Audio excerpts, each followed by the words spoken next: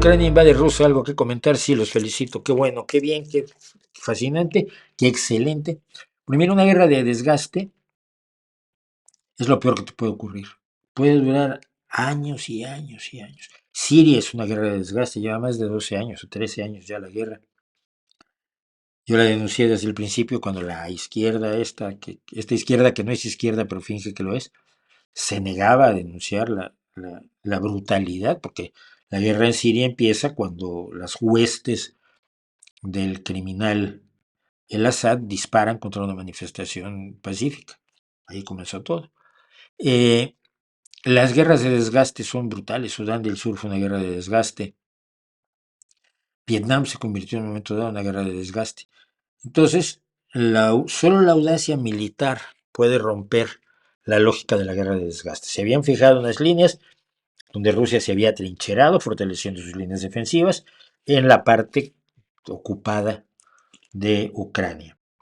Y además lanzaba allí grandes cantidades de soldados a la muerte, a la picadora de carne que llamaban, mientras que Ucrania no tenía más que defenderse y había avances de 500 metros para un lado y para otro, y eso no es benéfico ni para la moral ni para el resultado que quieres tú militarmente.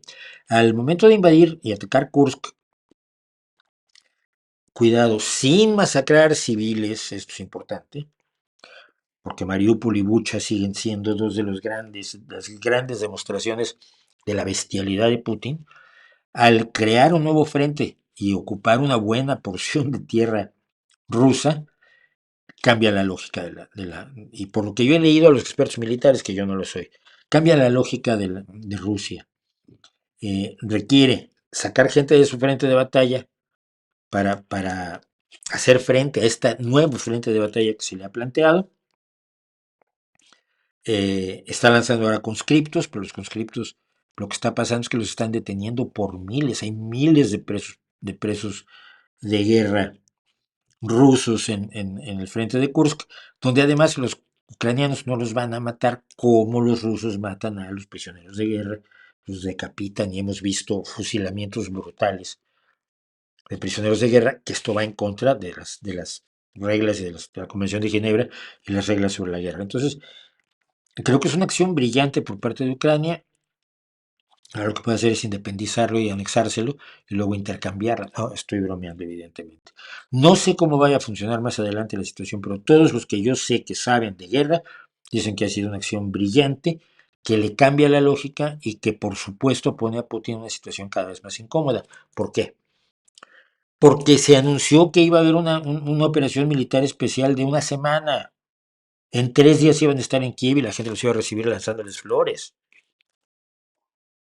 ¿Sí? Y esto hace 2 años y medio.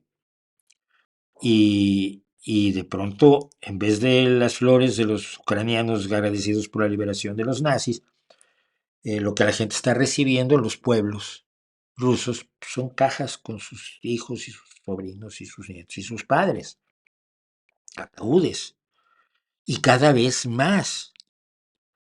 Y los rusos en general, el pueblo ruso no quería la guerra, no es un clamor popular, ataquemos Ucrania, no, es una ocurrencia de Putin y de sus ansias imperialistas. Entonces, le genera muchos conflictos sociales, políticos al interior de su propia corte imperial, donde ha habido siempre gente que no estaba muy de acuerdo con la guerra. Es muy interesante ver cómo ha reaccionado la televisión rusa. Yo sigo viendo la televisión rusa. Por ejemplo, que los primeros días dijeron los expulsaremos en 24 horas a los ucranianos de la región de Kursk.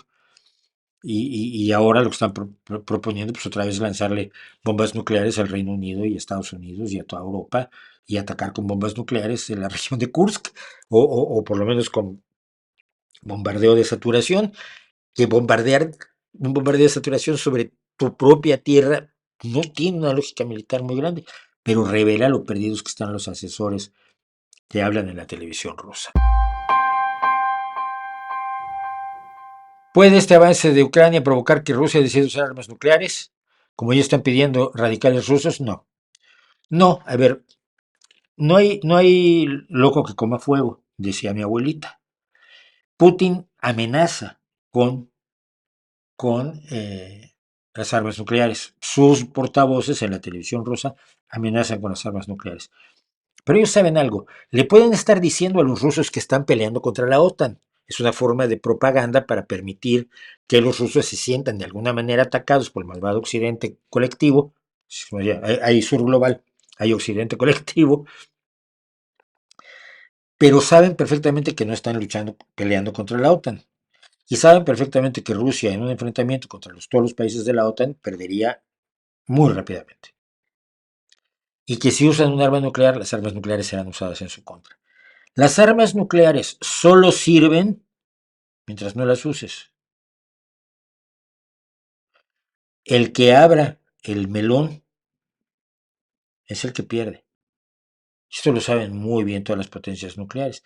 Y por eso existe el miedo de Irán como potencia nuclear, porque ellos no tienen problema en abrir el melón, porque o se los ordena el Corán, destruir a Israel y a todos los judíos. Entonces, pero no creo que Putin se arriesgue a pasar a la historia como el hombre que destruyó Rusia. Cuando quiere pasar a la historia como el hombre que reconstruyó la Rusia de Pedro el Grande o de Catalina la Grande, ¿no?